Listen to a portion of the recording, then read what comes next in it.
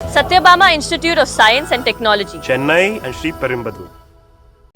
மக்களால் நிராகரிக்கப்பட்ட திமுகவிற்கு எங்களை விமர்சிக்க தகுதி இல்லை என்று முதலமைச்சர் விஜய் தெரிவித்திருக்கிறார்.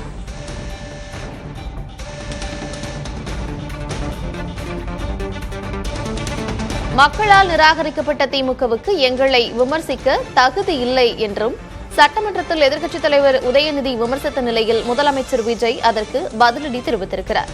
அதிகார திமிரால் ஆட்டம் போட்ட 15 அமைச்சர்களின் தோல்வியை பார்த்தும் திமுக பாடம் கற்கவில்லை. மக்களால் புறக்கணிக்கப்பட்டவர்கள் நம்மை எப்படி வேண்டுமானாலும் புண்படுத்தட்டும் என்று முதலமைச்சர் அறிக்கை வெளியிட்டிருக்கிறார். மக்களால் புறக்கணிக்கப்பட்டவர்கள் நம்மை எப்படி வேண்டுமானாலும் புண்படுத்தட்டும். தோல்வியிலிருந்து திமுக பாடம் கற்கவில்லை. எங்களை விமர்சிக்க திமுகவிற்கு தகுதி இல்லை என்று முதலமைச்சர் விஜய் அறிக்கை வெளியிட்டிருக்கிறார். இன்று சட்டமன்றத்தில் எதிர்க்கட்சித் தலைவர் உதயநிதி விமர்சித்த நிலையில் அதற்கு பதிலடி தந்திருக்கிறார் முதலமைச்சர் விஜய். மக்களால் புறக்கணிக்கப்பட்டவர்கள் நம்மை விமர்சிக்க தகுதி இல்லை என்று முதலமைச்சர் விஜய் தெரிவித்திருக்கிறார். தோல்வியிலிருந்து திமுக பாடம் கற்கவில்லை. 15 அமைச்சர்களின் தோல்வியை பார்த்த பிறகும் திமுக பாடம் கற்கவில்லை என்று முதலமைச்சர் விஜய் அறிக்கை வெளியிட்டிருக்கிறார். இன்று சட்டமன்றத்தில் எதிர்க்கட்சித் தலைவர் உதயநிதி விமர்சித்த நிலையில் அதற்கு பதிலடி அளித்திருக்கிறார் முதலமைச்சர் விஜய். சட்டமன்றத்தில் எதிர்க்கட்சித் தலைவர் உதயநிதி ஸ்டாலின் விமர்சனம் செய்திருந்தார். அதற்கு பதிலாக அதிகார திமிரால் ஆட்டம் போட்ட 15 அமைச்சர்களின் தோல்வியை பார்த்த பிறகும் திமுக அதிலிருந்து பாடம் கற்கவில்லை. எங்களை விமர்சிக்க அவர்களுக்கு தகுதி இல்லை என்று அறிக்கை வெளியிட்டிருக்கிறார்.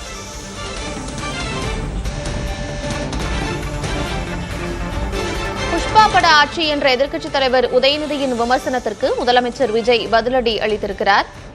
பொறாமையால் புகை கக்குகிறது திமுக என்றும் அந்த அறிக்கையில் குறிப்பிட்டிருக்கிறார்.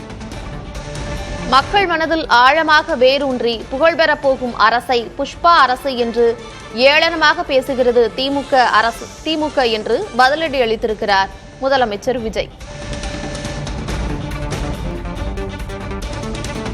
மக்களே, நீங்கள் மிக பெரும் நம்பிக்கை வைத்துள்ள உங்கள் அன்பிற்குரிய அரசை ஆதரித்தும் எதிர்த்தும் பல்வேறு சட்டமன்ற கட்சியினரும் பேசியிருக்கிறார்கள். சிலர் நடுநிலை வகிப்பதாகவும் தெரிவித்திருக்கிறார்கள் என்றும் முதலமைச்சர் விஜய் அறிக்கை வெளியிட்டிருக்கிறார். இன்று சட்டமன்ற எதிர்க்கட்சித் தலைவர் உதயநிதி ஸ்டாலின் விமர்சனம் செய்த நிலையில் அதற்கு பதிலடி அளித்திருக்கிறார் முதலமைச்சர் விஜய்.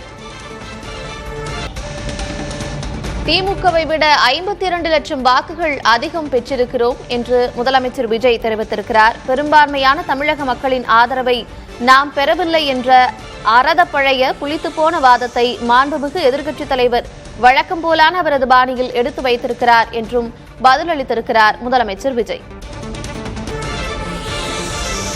எல்லாம் தெரிந்த ஏகாம்பரமான திமுகவுக்கு எப்போதும் யதார்த்தம் புரியவே போவதில்லை. ஆகவே மக்களிடம் நாம் வாக்குகள் குறித்த சிலவற்றை பகிர்ந்து கொள்வோம் என்றும் சில விஷயங்களை பகிர்ந்திருக்கிறார் அறிக்கையில் முதலமைச்சர் விஜய்.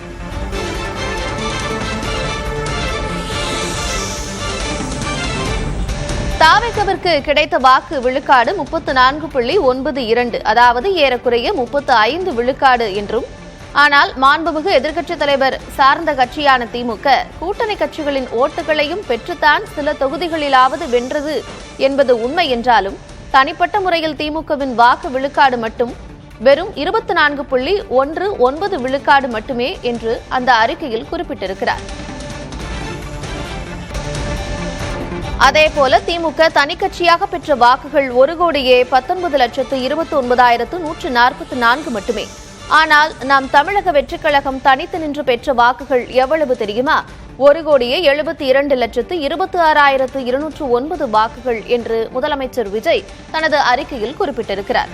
திமுகவை விட 52,97,065 வாக்குகள் அதிகம் பெற்றிருக்கிறோம்.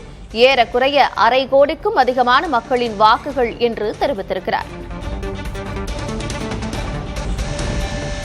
நம் தாவேகவை 3,21,00,000 மக்கள் நிராகரித்ததாக திமுக சார்பாக தெரிவிக்கிறார்கள். அப்படி பார்த்தால் திமுக மட்டும் தனியாக வாங்கிய வாக்குகளின்படி 3,68,00,000 மக்களால் நிராகரிக்கப்பட்ட கட்சிதான் திமுக என்றும் பதிலளித்திருக்கிறார் முதலமைச்சர் விஜய். தமிழகத்தின் முக்கால்வாசி மக்களால் நிராகரிக்கப்பட்ட ஒரு கட்சி 35 விழுக்காடு மக்களின் ஆதரவுடன் வெற்றி பெற்ற கட்சியை பார்த்து ஏளனமாக பேசுவதன் காரணம் என்ன என்பதை மக்கள் அறியாதவர்களா என்ன என்றும் கேள்வி எழுப்பியிருக்கிறார்.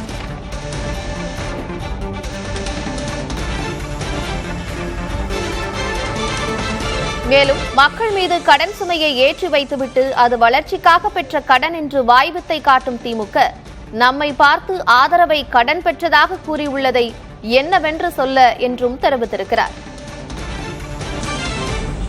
மதச்சார்பற்ற நிலைப்பாட்டில் நாம் உறுதியாக இருப்பதால்தான் நமது அரசை காங்கிரஸ், விசிக, சிபிஐ, சிபிஎம் என்று இந்திய யூனியன் முஸ்லீம் லீக் கட்சிகள் ஆதரித்தன. அதனை அக்கட்சிகளின் தலைவர்கள் ஊடகங்களிலும் வெளிப்படுத்தினர். இதையும் திமுக ஏளனமாக பேசியுள்ளது எந்த கணக்கில் என்று புரியவில்லை.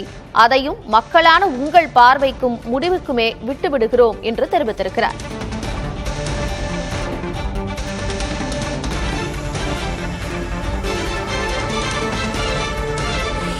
மக்கள் ஆதரவுடன் தனிப்பெரும் கட்சியான நம் தாவைக்கு ஆட்சி அமைத்துவிடவே கூடாதென திமுக செய்த வேலைகளால் அதன் டீசென்ட் வெர்ஷன் அம்பலமான கதை ஒன்று நாடெங்கும் உலவுவதையும் நாம் நாட்டு மக்களிடமே விட்டுவிடுவோம்.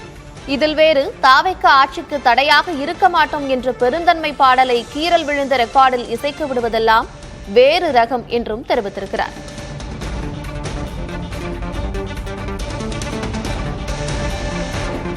நாம் இப்போதும் சொல்கிறோம், ஆதாரப்பூர்வமான குறைகளை யார் வைத்தாலும் அதை ஏற்று உடனடியாக திருத்திக் கொள்ளும் மனப்பக்குவம் பெற்றவர்களே நாம்.